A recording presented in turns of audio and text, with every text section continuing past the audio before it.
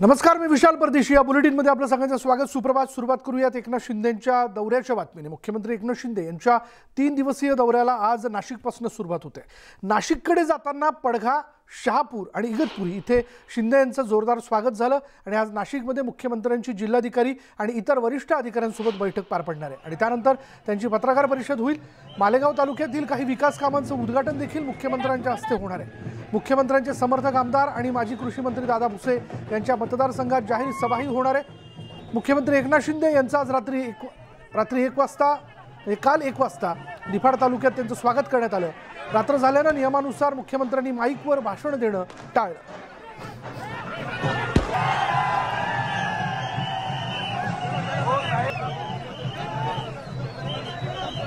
मुख्यमंत्र्यांचा नाशिक दौरा कशा पद्धतीचा आहे जाणून घेऊयात. आज मालेगावमध्ये विकास कामांबाबत ते आढावा बैठक घेतील. त्यानंतर मुख्यमंत्र्यांच्या हस्ते विकास कामांचं उद्घाटन आणि भूमिपूजन केलं जात आहे. दादा भुसेंच्या मतदारसंघात मुख्यमंत्र्यांची जाहीर सभा आहे. मुख्यमंत्री औरंगाबादच्या दिशेने त्यानंतर रवाना होतील. आज औरंगाबादमध्ये मुख्यमंत्र्यांचा मुक्काम असेल. 31 जुलैला म्हणजेच उद्या औरंगाबादमध्ये त्यांची एक आढावा बैठक आहे. जिल्ह्यातील विकास कामांचं लोकार्पण आणि उद्घाटन त्यांच्या हस्ते पार पडतं आणि मुख्यमंत्री त्यानंतर मुंबईच्या दिशेने रवाना होतील.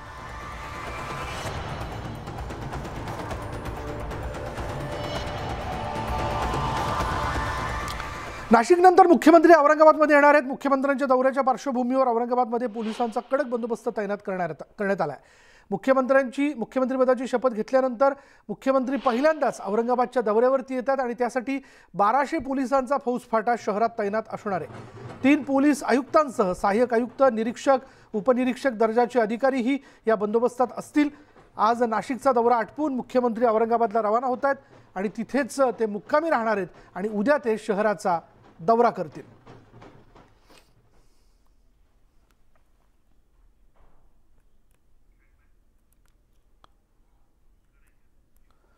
मुख्यमंत्री एकनाथ शिंदे हे 2 दिवसांच्या मराठवाडा दौऱ्यावरती येत आहेत. मात्र या दौऱ्याच्या पार्श्वभूमीवर औरंगाबादमधील राजकीय वातावरण चांगलंच तापलं.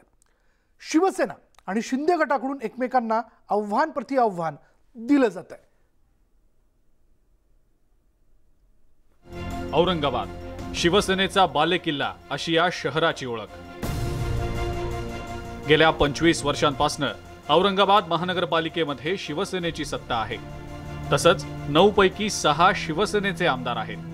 त्यामुळेच आजवर इथं शिवसेनेचाच दबदबा होता. पण शिवसेनेतल्या बंडामुळे इथलं सगळं चित्र बदलून गेलंय. शिंदे गटासोबत 6 पैकी 5 आमदार गेल्यानं शिवसेना चवताळलेली आहे. अशातच शिंदे गटाचं राजकीय शक्ती प्रदर्शन शिवसेनेच्या निष्ठावंतांना पचणार नाही. येऊन दाखवा ना. अंगावर कोणाची, आमच्या अंगावर येण्याची कोणा धमक नाही. ज्या दिवशी येईल, जो येईल तो कुठं जाईल ते तुम्ही त्यांना विचार करायला सांगतो. मीच आत्ताच सांगतो तुमच्या माध्यमातून. शिंदे गटातल्या 5 आमदारांना आता सत्तेचं पाठबळ मिळाल्यामुळं त्यांचा आत्मविश्वास दुणावलाय. आधीच आक्रमकतेमुळं सतत चर्चेत असणाऱ्या राजेंद्र जंजाळ यांच्यावर आता शिंदे गटानं पुन्हा जिल्हाध्यक्षपदाची जबाबदारी सोपवलेली आहे. त्यांनी शिवसेनेला प्रतिआव्हान दिलंय. शिंदे गटात गेल्यानंतर आक्रमक झालो असं मी पहिल्यापासून आक्रमकता आहे आणि या शहरांनी माझी आक्रमकता बघितलेली. म्हणून म्हणतो याला काय उत्तर देणार. आक्रमक आहेत म्हणून आम्ही जाऊन कोणालाही शिंग मारायचे अशी आमची प्रवृत्ती नाहीये.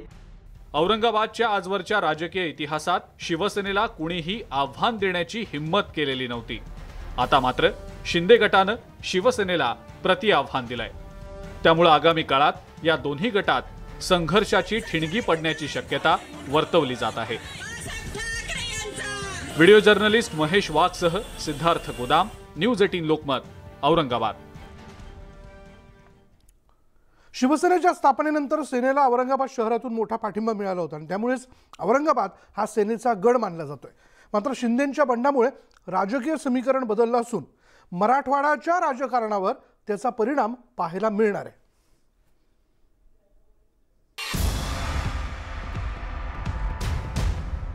शिवसेनेतील बंडानंतर मराठवाड्यातील बहुतेक आमदारांनी मुख्यमंत्री एकनाथ शिंदेंना पाठिंबा दिलाय.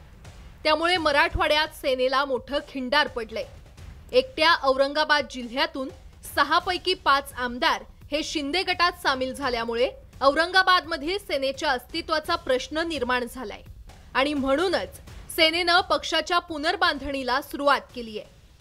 समजा मी काय असत नाही त्याच्यात, लोक काय आम्हाला मानत नाही. लोक बाळासाहेब ठाकरेंना मानतात, लोक उद्धवजी ठाकरे साहेबांना मानतात, लोक आदित्यजी ठाकरे साहेबांना मानतात.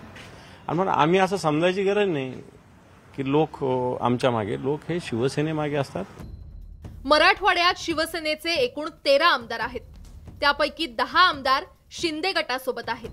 या बदललेल्या परिस्थितीमध्ये शिवसेनेकडे केवळ 3 आमदार उरले आहेत. आमदारांप्रमाणे खासदारांमध्ये देखील फूट पडली आहे. मराठवाड्यात सेनेचे 3 खासदार असून त्यापैकी एका खासदारानं शिंदे गटाला पाठिंबा दिलाय. या बंडाचा सामना करण्यासाठी शिवसेनेनं आता पक्षातील तोडीस तोड व्यक्तीला संधी देण्याचा निर्णय घेतलाय. वेळप्रसंगी इतर पक्षातील नेत्याला पक्षात घेण्याची मानसिक तयारी सेनेच्या नेत्यांनी केली आहे. जे काही संघटनात्मक काही लोक गेलेले आहेत हे पुन्हा येऊ शकतात. कारण काही लोक एखाद्या कार्यक्रमात गेल्यानंतर दुसऱ्या कार्यक्रमापासून परत आलेले अशी संभाजीनगरात अनेक उदाहरणं आहेत. पण आम्ही त्याचा फार पाठपुरावा केला. पण आम्ही जर पाठपुरावा करायला सोडला तर कित्येक गेलेले जे काय असेल खालच्या लेवलचे हे वापस येऊ शकतात. पण आम्ही थोडंसं वेट अँड वॉचच्या भूमिकेत आहोत. मराठवाड्यातील सेनेचे 10 आमदार आणि 1 खासदार शिंदे गटात डेरे दाखल झाले. त्यामुळे शिवसेनेच्या बालेकिल्ल्यात शिंदे गटाचा पाया मजबूत झालाय. शहरी भागाच्या तुलनेत ग्रामीण भागातून मोठ्या प्रमाणात सेनेचे पदाधिकारी शिंदे गटात सहभागी झाले. आपण सुद्धा लोक घेत असताना त्याची पूर्ण चाचपणी करण्याची आवश्यकता आहे आणि त्याचं एक नियोजनबद्ध संघटनामध्ये त्यांना कसं स्थान देता येईल याची पण नियोजन करण्याची आवश्यकता आहे. लोक येतात म्हणून घ्यायचे आणि पुढे त्यांना वाऱ्यावर सोडून द्यायचं अशी आमची नक्कीच भूमिका नसणार आहे. सेनेचे माजी आमदार अर्जुन खोतकर आणि अब्दुल सत्तारांच्या राजकीय खेळीचा फटका सेनेला बसणार आहे. भविष्यात शिंदे गट आणि भाजपनं एकत्रितपणे राजकारण केल्यास शिवसेनेला अस्तित्व टिकवणं कठीण होणार आहे. तर शिवसेनेनं दोन्ही काँग्रेसची आघाडी केल्यास भाजपची कोंडी होणार आहे. शिवसेना आणि शिंदे गटाच्या राजकीय संघर्षात मराठवाड्यातील राजकारण ढवळून निघालं असून आगामी काळात हा संघर्ष आणखी तीव्र होण्याची शक्यता नाकारता येत नाही. महेश वाघसह सिद्धार्थ गोदाम, न्यूज 18 लोकमत, औरंगाबाद. आणि यानंतर थेट जाऊयात संजय राऊत यांच्या पत्रकार परिषदेत. पण नाना शंकरशेठ यांचं चरित्र आम्ही आज राज्यपालांना पाठवणार आहोत की आजची मुंबई आर्थिक राजधानी विकासाचं मॉडेल कसं झालं हे नाना शंकरशेठ यांच्या चरित्रातून त्यांनी वाचायला पाहिजे. ब्रिटिश काळापासून या मुंबईला आर्थिक वैभव प्राप्त व्हावं म्हणून नाना शंकरशेठ यांच्यासारखे असंख्य मराठी लोक त्यांनी आपली संपत्ती, आपलं वैभव या मुंबईसाठी दिलं. नाना शंकरशेठ व्यापारी नव्हते, सच्चे मराठी गृहस्थ होते. ज्या पद्धतीनं राज्यपालांनी हे विधान केलेलं आहे आणि सातत्याने ते अशा प्रकारची विधानं करत असतात. अगदी सावित्रीबाई फुले यांचा अपमान सुद्धा राज्यपालांनी केला आणि भारतीय जनता पक्षानं तोंडात मिठाची गुळणी घेऊन गप्प राहणं पसंत केलं. म्हणजे आमचे गुजराती बांधव, राजस्थानी बांधव इथे नसतील तर मराठी माणूस तिथे भिकारी आहे का? या मुंबईच्या किंवा ठाण्याच्या आर्थिक जडणघडणीमध्ये मराठी माणसाचे काहीच योगदान नाही का? श्रम करणाऱ्या मराठी माणसाविषयी तुम्हाला इतका द्वेष आणि तिरस्कार आहे का? एक तर तुम्ही मराठी माणसांना पैसे कमवू देत नाहीत. कोणी पैसे कमवत असेल मराठी माणूस ते गेल्या 7-8 वर्षापासून केंद्रीय तपास यंत्रणा आणि आपण सगळे त्यांच्या आर्थिक नाड्या आवळता. मराठी माणसाला अशा प्रकारे रसात तळाला नेण्याचं काम दिल्लीची सत्ता करते आणि राज्यपालांच्या तोंडून चुकून का होईना साधारण त्याच प्रकारची भूमिका बाहेर पडलेली आहे. महाराष्ट्राचे मुख्यमंत्री एकनाथ शिंदे आणि त्यांचे 40 जण या विषयावरती राज्यपालांनी जो महाराष्ट्राच्या मराठी माणसाचा अपमान केलेला आहे त्याविषयी कोणती भूमिका घेणार आहेत हा माझा पहिला प्रश्न आहे. हिंदुत्वाच्या मुद्द्यावर जर त्यांनी शिवसेना सोडली असं ते वारंवार म्हणतायत तर हाच मराठी माणूस आणि ह्याच महाराष्ट्रानं हिंदुत्वासाठी अनेक लढे दिलेले आहेत. मग हा हिंदुत्वाचा अपमान होत नाही का? या क्षणापर्यंत राज्याच्या मुख्यमंत्र्यांनी राज्यपालांच्या वक्तव्याचा साधा निषेध केलेला नाही. संपूर्ण महाराष्ट्रामध्ये चीड आणि संतापाचं वातावरण मी पाहतोय. फक्त शिवसेनाच नाही तर सर्वच या महाराष्ट्रातील महाराष्ट्र अभिमानी राजकीय पक्षांनी राज्यपालांच्या या वक्तव्याचा तीव्र धिक्कार केलेला आहे. अपवाद फक्त भारतीय जनता पक्ष आणि त्यांनी पुरस्कृत केलेले मुख्यमंत्री. जर मुख्यमंत्री गप्प बसणार असतील तर तो या राज्याच्या जनतेचा अपमान आहे. भाजपच्या आता तुम्ही सांगितलंच ते आहेत, पण त्यांचं म्हणण्याचा अर्थ, त्यांचं म्हणणं असंही आहे की तुम्ही विपर्यास करताय. आम्ही अजिबात विपर्यास करत नाही. जे आम्ही ऐकतोय, जे आम्ही वाचतोय, त्याच्यावर बोलतोय. तशा व्हिडिओ क्लिप्स आहेत ज्या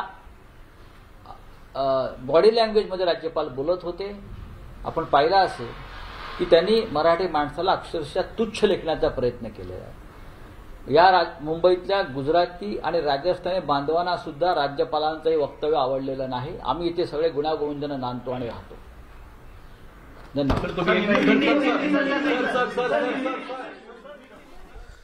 तर राज्यपालांनी जे वक्तव्य केले त्या वक्तव्याला घेऊन संजय राऊत यांनी नाना शंकर शेठ यांचं आत्मचरित्र त्यांना पाठवलं. सर उसके ऊपर क्या कहेंगे? राज्यपाल ने जिस तरीके का वक्तव्य दिया है, वीडियो वायरल ये महाराष्ट्र के राज्यपाल ने जिस प्रकार का वक्तव्य किया है, महाराष्ट्र का अपमान करने वाला वक्तव्य है, निंदनीय वक्तव्य है. महाराष्ट्र की जनता, खास करके मुंबई ठाणे की जनता, ये कष्ट करने वाली जनता है. खून पसीना बहाकर इस राज्य को और मुंबई को बनाने वाली जनता है. सब कुछ पैसे से नहीं तोला जाता. कुछ बातें होती है वो मेहनत की भी होती है. और ये मुंबई जो बनी है तो हमारे 105 लोगों ने जो बलिदान दिया है महाराष्ट्र के, और हजारों लोग जो शहीद हो गए, जेल में गए, 5 साल तक आंदोलन चलता रहा उस वक्त 1956 में. उसके बाद ये मुंबई बनी. राज्यपाल महोदय को इतिहास के बारे में शायद जानकारी नहीं है. भारतीय जनता पार्टी और राज्य के मुख्यमंत्री ने राज्यपाल की इस वक्तव्य का निंदा करनी चाहिए, कड़ी निंदा करनी चाहिए. और केंद्र को तुरंत ये मांग करनी चाहिए कि राज्यपाल को वापस बुलाए. बार बार इस प्रकार के वक्तव्य हमारे राज्यपाल करते हैं. कभी सावित्रीबाई फुले का अपमान होता है, शिवाजी महाराज का अपमान होता है, महाराष्ट्र का अपमान होता है. हमारे राज्य के मुख्यमंत्री इस वक्त तक उनका कोई अब तक वक्तव्य नहीं आया है. पूरे महाराष्ट्र में गुस्सा है एक प्रकार, लेकिन अब तक वक्तव्य आया नहीं है. और महाराष्ट्र इंतजार कर रहा है कि आप कितने स्वाभिमानी हो, ये आप दिखाइए. तर संजय राऊतांनी राज्यपालांनी जे वक्तव्य केलं त्या वक्तव्याला घेऊन त्यांच्यावरती टीका केलेली आहे. आणि या विषयाला घेऊन खुद्द आता राज्याचे मुख्यमंत्री एकनाथ शिंदे का बोलत नाहीयेत, ते गप्प काय आहेत किंवा भाजप त्यावरती का बोलत नाही, असा सवाल देखील त्यांनी उपस्थित केलेला आहे. त्याचबरोबर या सगळ्या याच्यामध्ये जर राज्यपालांना महाराष्ट्राचा इतिहास ठाऊक नसेल तर आम्ही त्यांना महाराष्ट्राचा किंवा एकूणच मुंबईची जडणघडण ज्यांच्या हातून झाली किंवा त्यांची जडणघडण करण्यामध्ये जे मुख्य प्रवर्तक ठरले त्या नाना शंकर शेठ यांच्याबद्दलची माहिती असणारं पुस्तक किंवा आत्मचरित्र पाठवून देऊ असं त्यांनी म्हटलं आहे. पण आपण जाणून घेऊया संजय राऊत यांनी ज्या घडामोडींना घेऊन आज भाष्य केलं. म्हणजे बघा त्यामध्ये राज्यपालांनी काय म्हटले, मुंबई आणि ठाण्याच्या विकासात आणि विशेषतः मुंबईला देशाची आर्थिक राजधानी बनवण्यात राजस्थानी गुजराती समाजाचं मोठं योगदान असल्याचं किंवा ते योगदान उल्लेखनीय असल्याचं राज्यपालांनी म्हटलंय. मुंबईतून गुजरातींना काढल्यास काही पैसाच उरणार नाही असं वक्तव्य राज्यपाल भगतसिंग कोश्यारींनी केलंय. अंधेरीतल्या स्थानिक चौकाच्या नामकरण सोहळ्यात ते बोलत होते. राज्यपालांचं वक्तव्य सोशल मीडियात मोठ्या प्रमाणावर व्हायरल होतंय.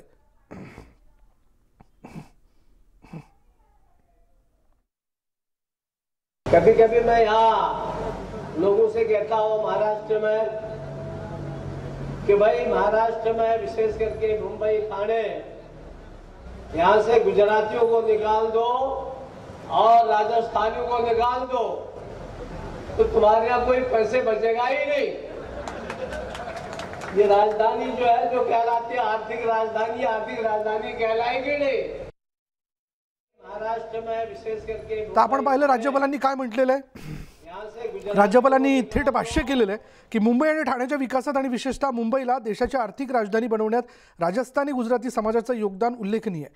मुंबईतून गुजरातींना काढल्यास काही पैसाच उरणार नाही असं वक्तव्य राज्यपाल भगतसिंग कोश्यारींनी केलं आहे. अंधेरीतल्या स्थानिक लोक चौकाच्या नामकरण सोहळ्यात ते बोलत होते. राज्यपालांचं वक्तव्य सोशल मीडियात मोठ्या प्रमाणावर व्हायरल होतंय. या विषयाला घेऊन खुद्द भाजपचे आमदार नितेश राणे यांनी काय ट्विट केलं आपण पाहूयात. नितेश राणेंनी राज्यपालांच्या विधानाचं समर्थन केलं. ट्विट करून त्यांनी नितेश राणे यांनी राज्यपालांनी कुणाचाही अपमान केलेला नाही असं म्हटलंय.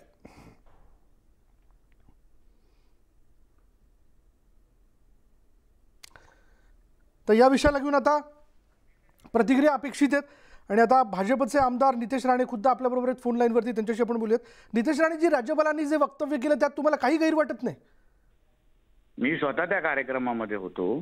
त्यांनी मुळामध्ये तर जे समाज आज मुंबईमध्ये राहतात, आपल्या आपल्या पोटापाण्यासाठी राहतात, मुंबईकर स्वतःला समजतात, महाराष्ट्राचे नागरिक स्वतःला समजतात आणि महाराष्ट्रामध्ये त्या जागी योगदान देतात, त्यांचा फक्त सन्मान आणि त्यांच्यासाठी चांगले 2 शब्द सांगितलेले आहेत. कोणाचा अपमान केलाय तिथे? मी स्वतः कार्यक्रमामध्ये तिथे होतो. पण नितेशजी थेट ते म्हणतात गुजराती आणि राजस्थानी लोकांना काढा, इथे पैसाच उरणार नाही. याला काय अर्थ? म्हणजे मराठी उद्योजक नाही तिथं? सांगू का मी तुम्हाला? मग तुम्ही मला सांगा, आपले चॅनल कोणाच्या हिशोबाने चालतंय? मग IBN लोकमतचे आहात ना आपण? नाही पण हा मुद्दा इथे येतच नाही ना. माझा मुद्दा तुम्ही मराठी आहात ना. मी काय म्हणतो, येणार असाल तर मग समोर येऊन माझ्याशी बोला. आपण समोर नाही हा मुद्दा येतच नाही ना नितेशजी. हा मुद्दा कुठे येतो? मराठी माणसाचं योगदान नाही का हे तर सांगा ना. अपमान केलेला नाहीये, मराठी माणसाचा अपमान केलेला नाही. आपणही मराठी आहात ना. जे उद्योजक, आपण व्यावसायिक उद्योजक नाही का? आपल्या पद्धतीने आपण उद्योजक आपल्या पद्धतीने योगदान देतात. आपण व्यावसायिक उद्योजक नाहीत का नितेश राणेजी? आपलं योगदान नाही का महाराष्ट्राच्या विकासात? मला सांगा. आहे ना, नक्की आहे ना. मग आपण नाहीये. पण सर्टिफिकेट आम्हाला कोणाकडून पाहिजे का? पण मला सांगा ना, सर्टिफिकेट देतच नाही ना. मी विचारतोय तुम्हाला. हा या विषयाला घेऊन संताप व्यक्त केला जातोय. मी तुम्हाला होत आहे एवढं उत्साही कशाला होत आहे? माझ्याशी बोलताय ना तुम्ही, प्रश्न विचारताना तो प्रश्न विचारा ना मला. मी प्रश्नच विचारतोय ना. मी असं म्हणतोय की मराठी माणसाचं योगदान नाही का? नक्की आहे ना. आणि ह्याच्यासाठी आम्हाला लोकांना जे बोलणारे जे लोक आहेत, आता संजय राऊत त्या DHFL मध्ये त्यांची इन्क्वायरी होते. त्याच्यामध्ये तो DHFLचा मालक कोण आहे? मराठी आहे. त्यांचा जो पक्षप्रमुख जे त्याला स्वतःला समजतात, त्या पक्षप्रमुखांचे सगळे पैसे आणि प्रॉपर्टी त्या नंदकिशोर चतुर्वेदीकडे ठेवले, तो मराठी आहे. त्यांचे जे काही वेगवेगळे व्यवसाय धंदे मुंबईमध्ये आहेत, त्यांच्या पक्षप्रमुखांचे, त्यांच्या पार्टनरांची नाव बघा. एट्रिया मॉल ज्यांच्यावर ते पार्टनर आहेत उदाहरण म्हणून, त्यांचे पार्टनर जैन म्हणून आहेत. ते BMCचे जेवढे कॉन्ट्रॅक्ट दिले जातात ते सगळे शाह आणि अगरवाल ह्याच आडनावाचे दिले जातात. ते बघा ना. कोरोनाच्या काळामध्ये कोविडचे कॉन्ट्रॅक्ट असो, विविध कॉन्ट्रॅक्ट असो, त्यांच्या पक्षप्रमुखांच्या सुपुत्रांनी कोणाला दिलेले आहेत? आडनाव बघा. गोम्स, मोर्या, शहा हे सगळे मराठी आहेत.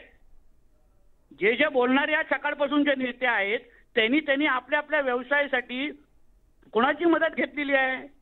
आणि मग त्यांना बोलण्याचा काय अधिकार आहे?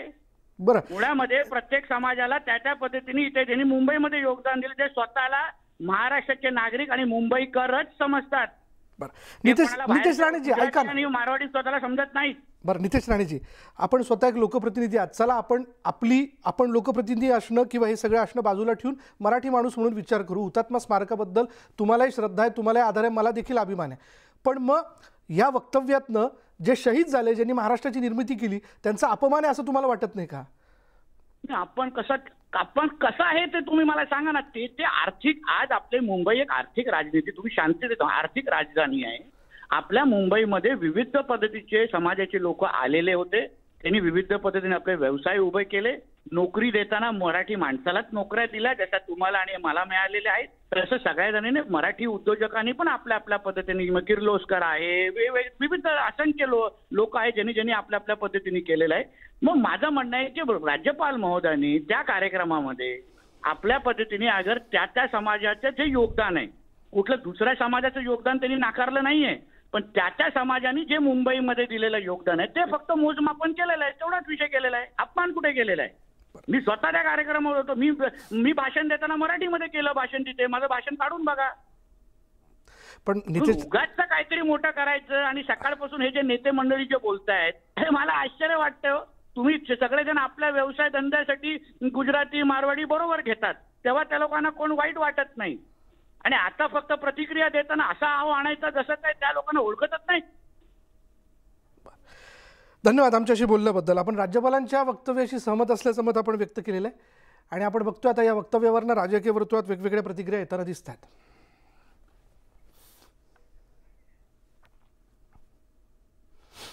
आणि पुन्हा एकदा आपण ऐकूयात राज्यपालांनी या विषयाला घेऊन काय वक्तव्य केलंय. कभी कभी मैं यहाँ लोगों से कहता हूँ महाराष्ट्र में कि भाई महाराष्ट्र में विशेष करके मुंबई ठाणे यहाँ से गुजरातियों को निकाल दो और राजस्थानियों को निकाल दो तो तुम्हारे यहाँ कोई पैसे बचेगा ही नहीं. ये राजधानी जो है जो कहलाती है आर्थिक राजधानी कहलाएगी नहीं.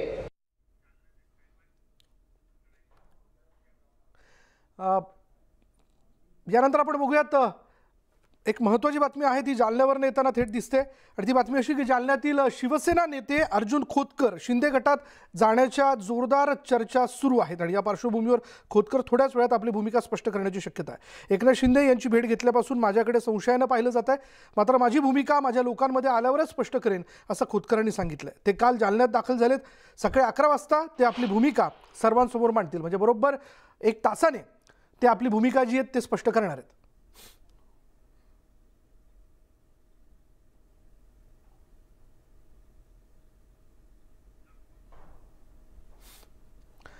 आणि याचविषयी अधिक माहिती आपण जाणून घेऊयात. आमचे प्रतिनिधी सिद्धार्थ गोदाम आपल्याबरोबर आहेत. सिद्धार्थ, यापूर्वीच दिल्लीत आपल्या प्रतिनिधींशी बोलत असताना अर्जुन खोतकरांनी लोकसभेची त्यांची महत्त्वाकांक्षा बोलून दाखवली होती.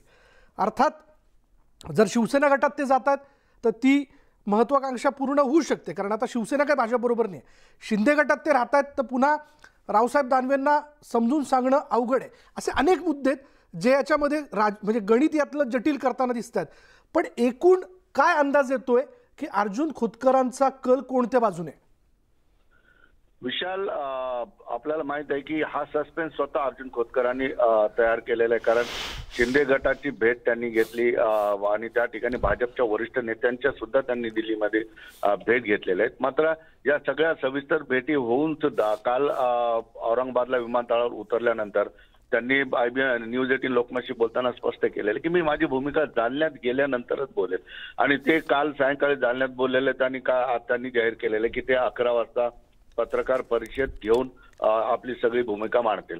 ही त्यांची भूमिका झाली. मात्र उद्या 31 तारखेला एकनाथ शिंदे यांचं जोरदार शक्ती प्रदर्शन सिल्लोडला आहे आणि सिल्लोडच्या मुख्यमंत्र्यांच्या या शक्ती प्रदर्शनाच्या मेळाव्यात अर्जुन खोतकर हे प्रवेश जाहीर करतील, शिंदे गटात जाणार असं जाहीर करतील अशी पक्की माहिती आपल्याला सूत्रांनी दिलेली आहे. आता दुसरी महत्वाची गोष्ट आहे की अर्जुन खोतकरांमुळे फक्त जालन्याचं राजकारणाचं चित्र बदलेलं असं नाही तर संबंध मराठवाड्याचं राजकारण बदलेल आणि शिवसेनेसाठी हे फार मोठी धोक्याची घंटा आहे. कारण अर्जुन खोतकर मराठा नेते आहेत आणि त्यांचं पूर्ण मराठवाड्यामध्ये संपर्क नेटवर्क आहे.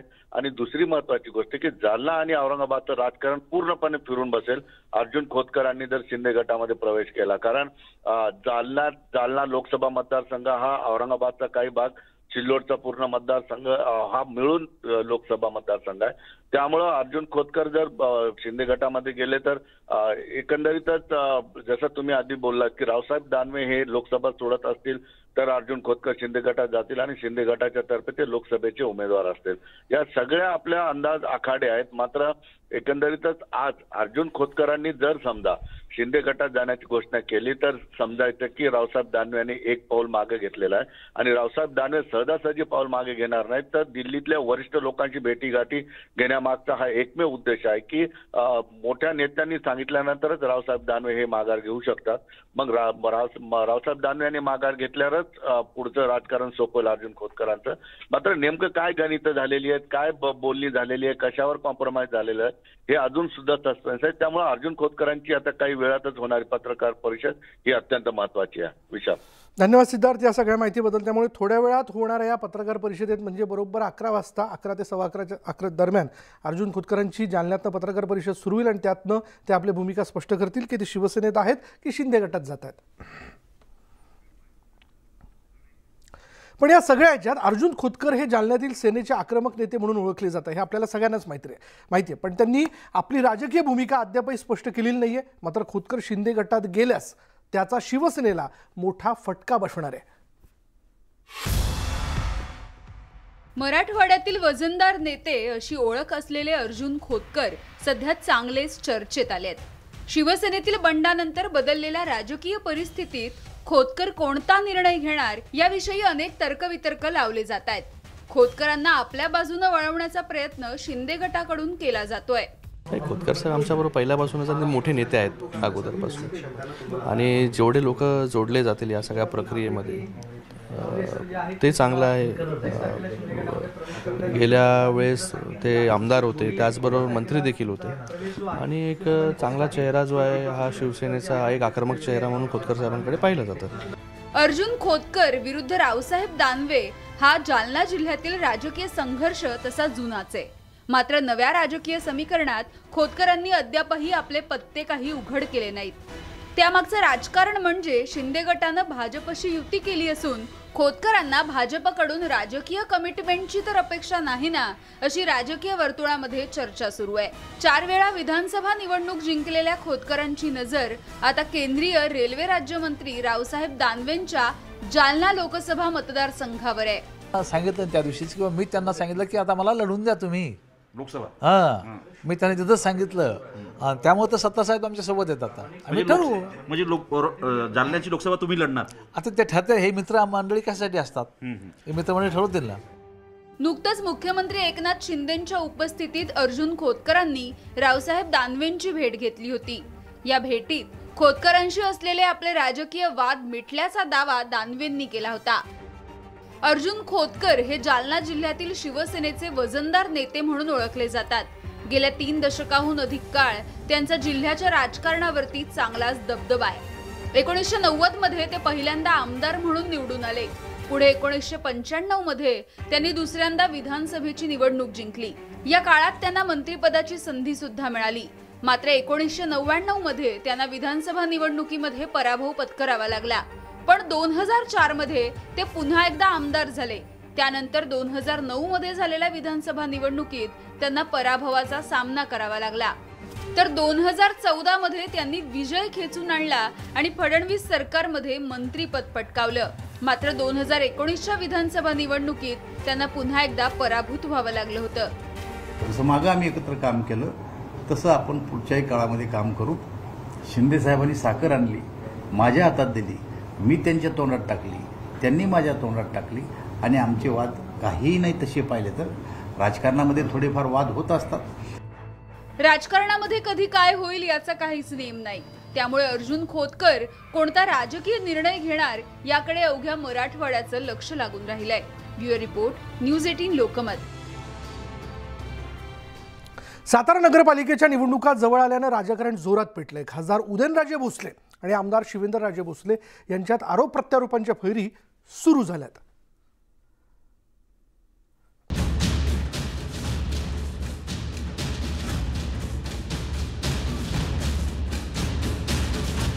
राज्यात शिवसेना विरुद्ध शिंदे गटातलं राजकारण शिगेला पोहोचलंय. मात्र सातारा जिल्हा याला अपवाद आहे. सातारा जिल्ह्यात ना शिवसेना ना शिंदे गट अशी परिस्थिती आहे. कारण इथे फक्त खासदार उदयनराजे भोसले आणि आमदार शिवेंद्रराजे भोसले यांच्यातच राजकीय वर्चस्वाची लढाई पाहायला मिळते. खासदार उदयनराजे सध्या दिल्लीत आहेत.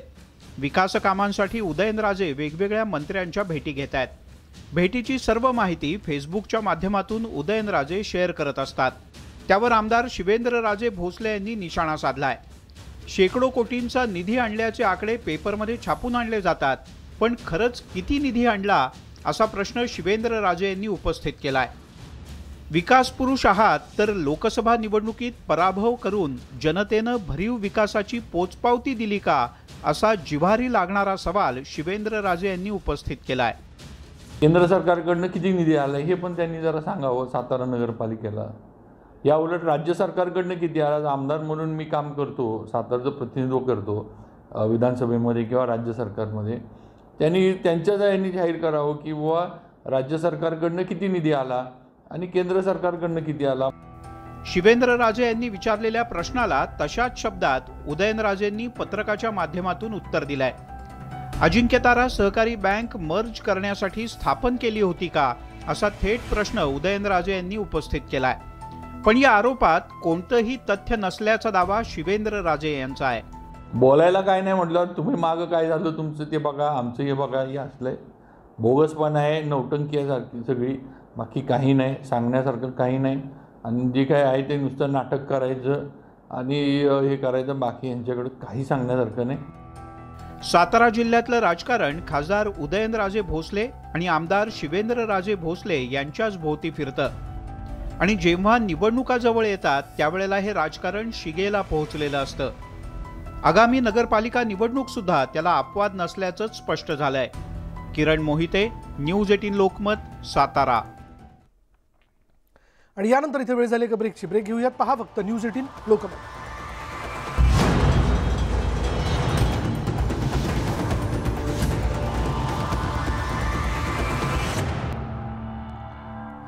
ब्रेकनंतर पाहूयात राज्याच्या क्रीडा विश्वाला हादरवणारी बातमी अशी आहे की राज्यातील क्रीडा प्रमाणपत्र घोटाळ्यात बोगस क्रीडा प्रमाणपत्र दाखवून सरकारी नोकऱ्या लाटणाऱ्या लोकांची यादी महाराष्ट्र क्रीडा विभागाने जाहीर केली आणि यामध्ये 92 खेळाडू आहेत ज्यांनी बोगस क्रीडा प्रमाणपत्र दाखवून सरकारी नोकरी लाटली।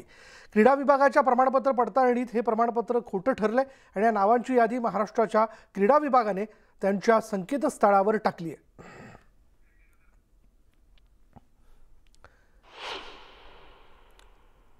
जे अधिकारी आणि कर्मचाऱ्यांना आधीच बडतर्फ करण्यात आलंय त्यांची यादी न्यूज 18 लोकमतच्या हाती लागली। पाहूयात ग्राफिक्सच्या माध्यमातून। यामध्ये आहेत कृषी सेवक नागपूरचे अमोल नायकवडे, इरफान पठाण लिपिक सोलापूर,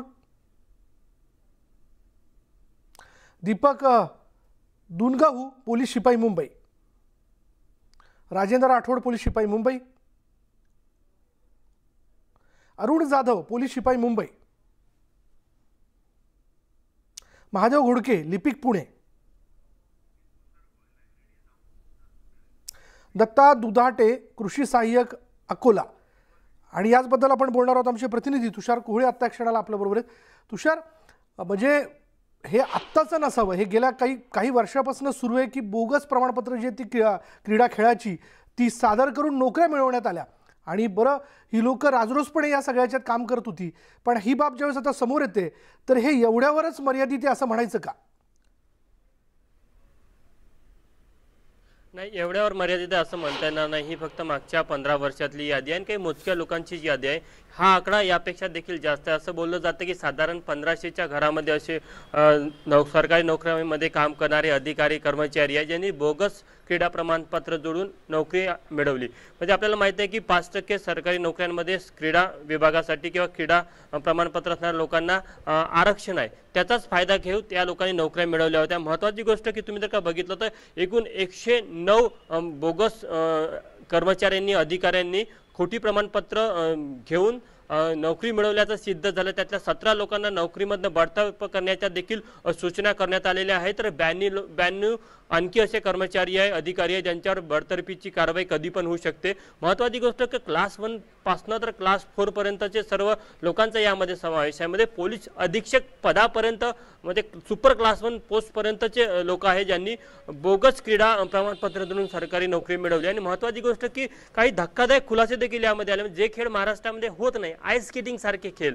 त्या खेळाचं प्रमाणपत्र मिळवून त्यांनी नोकरी मिळवली। इतकंच नाही तर वेट लिफ्टिंग जेव्हा यांची टेस्ट झाली होती तेव्हा अनेक असे लोक होते ज्यांनी नोकऱ्या मिळवल्या होत्या, त्यांना साध्या त्या खेळाचे नियम माहीत नव्हते। पॉवर लिफ्टिंग खेळामध्ये ज्यांनी प्रमाणपत्र जोडले त्यांची जेव्हा तपासणी केली तेव्हा त्यांना साधं 40 किलो वजन उचलता येत नव्हतं। अनेक धक्कादायक खुलासे। सध्या फक्त 109 लोकांवर कारवाई झालेली आहे आणि अमरावती विभाग असेल, नागपूर विभाग असेल, औरंगाबाद विभाग असेल, पुणे विभाग असेल, या सर्व विभागामध्ये यांची जेव्हा प्रमाणपत्राची पडताळणी करण्यात आली तेव्हा हे सर्व बोगस प्रमाणपत्र खोटे असल्याचे सिद्ध झाले।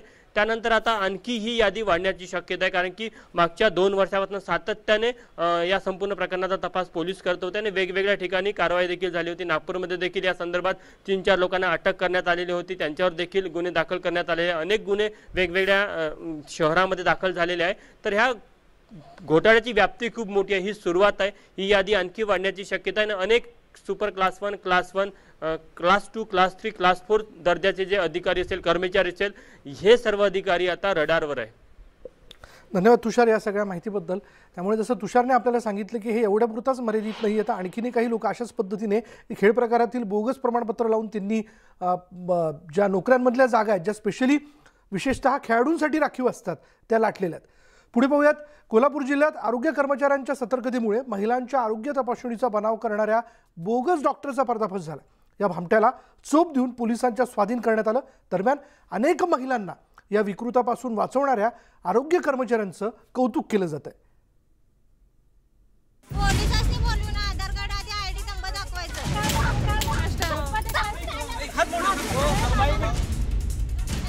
कागल तालुक्यातल्या पिंपळगावात डॉक्टर असल्याची बतावणी करून महिलांची आरोग्य तपासणी करणाऱ्या भामट्याला नागरिकांनी चांगला चोपलाय। प्राथमिक आरोग्य केंद्रातनं आल्याचं सांगत हा भामटा गावातल्या महिलांची कोविड लसीकरणाची माहिती संकलित करत होता। तसंच लसीकरण न झालेल्या महिलांची आरोग्य तपासणी करत छेडछाड करण्याचं कामही हा भामटा करायचा। त्याचा संशय आल्यानं काही महिलांनी आरोग्य कर्मचाऱ्यांना याची कल्पना दिली आणि या विकृताचा भांडाफोड केला।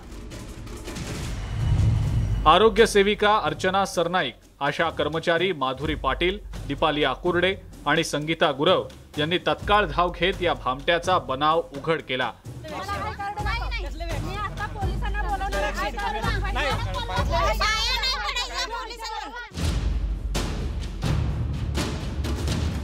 यावेळेला संतप्त झालेल्या नागरिकांनी त्याला चोप देत पोलिसांच्या हवाली केलाय।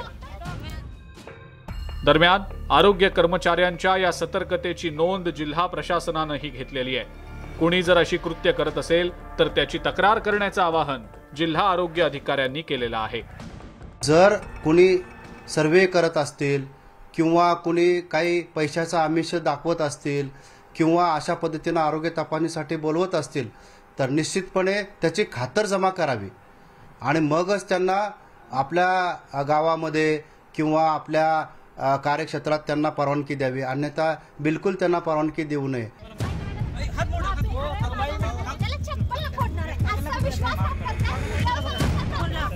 आरोग्य तपासणीच्या नावाखाली अनेक जण महिलांशी असभ्य वर्तन करतात, मात्र सतर्क राहिल्यास अशा विकृतांना चांगलाच धडा शिकवता येऊ शकतो। त्यासाठी पिंपळगाव मधले कर्मचारी आणि गावकऱ्यांनी दाखवलेलं धाडस इतरांनीही दाखवण्याची गरज आहे। ज्ञानेश्वर साळोखे, न्यूज 18 लोकमत, कोल्हापूर। आणि यानंतर मुद्दा महाराष्ट्राचा या बुलेटिनमध्ये इथे वेळ झाली का ब्रेकची। ब्रेक घेऊयात, पहा फक्त न्यूज 18 लोकमत।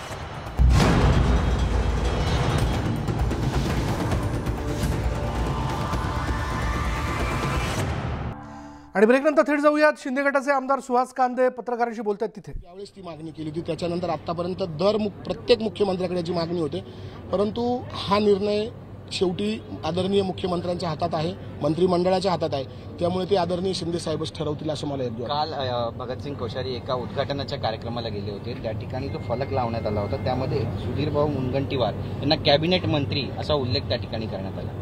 सरकार अजून स्थापन झालं, ज्याने बॅनर लावला त्यांनी कोणाला मंत्री करावा, कोणाला कॅबिनेट करावा, राज्यमंत्री करावा, हा ज्याचा त्याचा प्रश्न आहे, त्याच्यामुळे ते बॅनर लावल्यालाच विचारायला लागेल असं मला वाटतं। त्याचं उद्घाटन भगतसिंग कोश्यारी यांनी केलं नाही, पण बॅनर ज्याने लावला त्याला विचारायला लागेल ना की त्याला कोणाचा फोन होता की काय। मुख्यमंत्री की आज की बैठक में क्या-क्या विषय?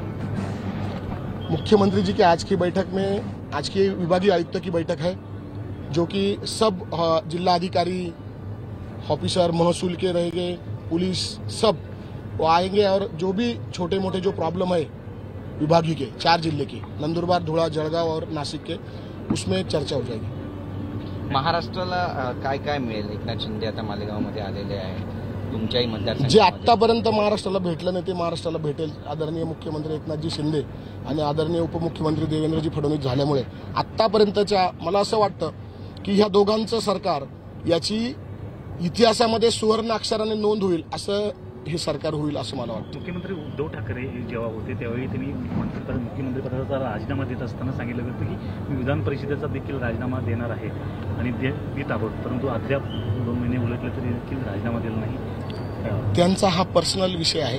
त्यामुळे जर त्यांनी मला वाटतं की उद्धव साहेब दिलेला शब्द पाळतात, त्यामुळे जर त्यांनी म्हटलं असेल तर ते देतील असं मला वाटतं. थँक्यू. नजदीक का जो विधानसभा क्षेत्र है येवला, उधर से विरोध हो रहा है कि मालेगांव में शामिल नहीं किया जाए. अभी वहाँ पे भुजबल साहब है तो विरोध करेंगे ना. नेचुरली भुजबल साहब ने विरोध नहीं किया तो फिर वो भुजबल साहब कहाँ कहला जाएंगे. अनेक फलक लागले. जवळचा तुमच्या बाजूचा हे आहे, त्यांनी कुठेतरी विरोध केलेला आहे मालेगाव जिल्हा होण्यासाठी. अहो भुजबल साहेबाला नेहमी विरोध करणं हेच जमलं चांगल्या कामाला. त्याच्यामुळे भुजबल साहेबांनी विरोध नाही केला तर ते भुजबल साहेब कुठले. पुढे पोह्यात कोरोनाचा प्रादुर्भाव कमी झालेला असतानाच आता स्वाईन फ्लू आजाराने डोकं वरती काढलंय. मुंबईसह ठाण्यात स्वाईन फ्लूचा फैलाव वेगाने होतोय. ठाणे जिल्ह्यात स्वाईन फ्लूचा 4था बळी गेलाय.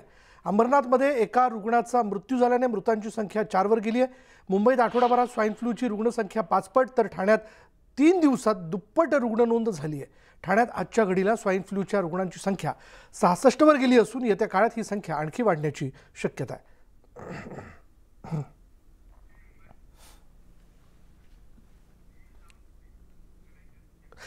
राज्यात कोरोनाची साथ आता कुठे कमी होते आणि त्यातच स्वाईन फ्लूनं डोकं वरती काढलंय. गेल्या महिन्याभरात राज्यात स्वाईन फ्लूच्या रुग्णांची संख्या झपाट्यानं वाढते. महाराष्ट्र स्वाईन फ्लूच्या विळख्यात. राज्यात स्वाईन फ्लूचे 12 बळी. स्वाईन फ्लूचा झपाट्यानं प्रसार. महाराष्ट्रात कोरोनाचा विळखा कायम असताना आता स्वाईन फ्लूनं डोकं वर काढलंय. गेल्या काही दिवसात महाराष्ट्रभर स्वाईन फ्लूचे रुग्ण झपाट्यानं वाढलेत. आतापर्यंत स्वाईन फ्लूनं 11 जणांचा बळी घेतलाय. पुण्यात स्वाईन फ्लूचे 65 रुग्ण सापडल्यात तर 4 जणांचा बळी गेलाय. ठाण्यात 52 रुग्ण तर 4 जणांचा बळी गेलाय. कोल्हापुरात 44 रुग्ण 4 जणांचा बळी गेलाय. मुंबईत 123 रुग्ण ऍक्टिव्ह असल्याची माहिती आहे.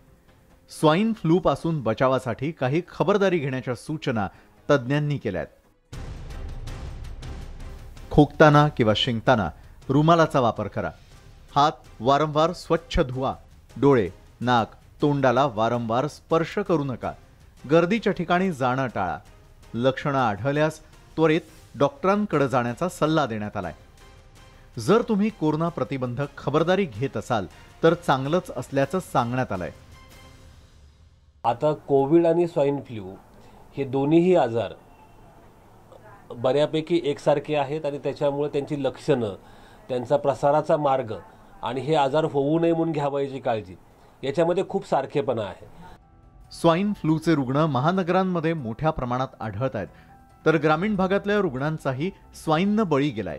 त्यामुळं स्वाईन फ्लू बाबत बेसावध राहू नका. अन्यथा कोरोनातून सही सलामत सुटलेले स्वाईनच्या मगरमिठीत अडकतील यात शंकाच नाही. चंद्रकांत फुंदे, न्यूज 18 लोकमत, पुणे.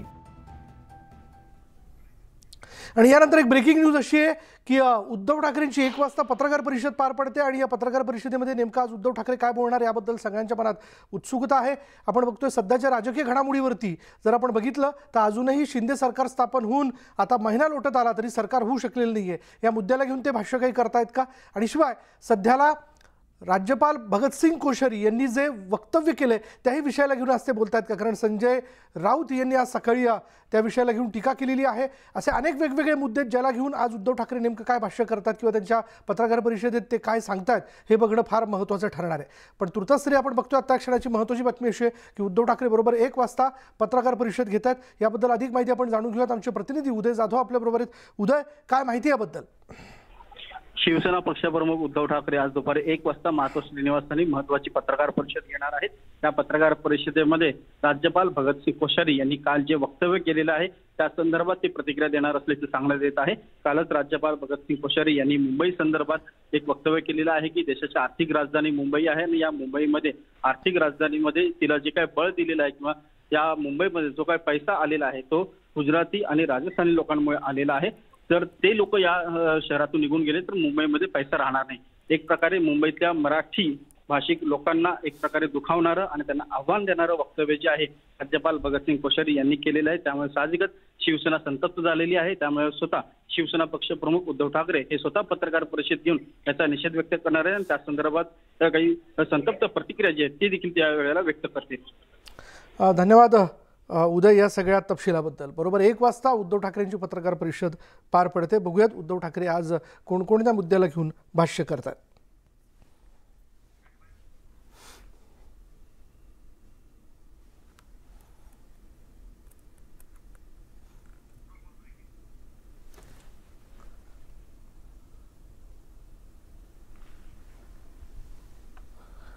ही महत्त्वाची बातमी आपण बघतोय। उद्धव ठाकरे आज दुपारी 1 वाजता पत्रकार परिषद घेतात आणि या पत्रकार परिषदेत ते काय बोलतायत हे बघणं फार महत्त्वाचं ठरेल। या महत्त्वाच्या बातमीनंतर मुद्दा महाराष्ट्राचा या बुलेटिनमध्ये इथेच थांबणार आहोत। पहा फक्त न्यूज 18 लोकमत।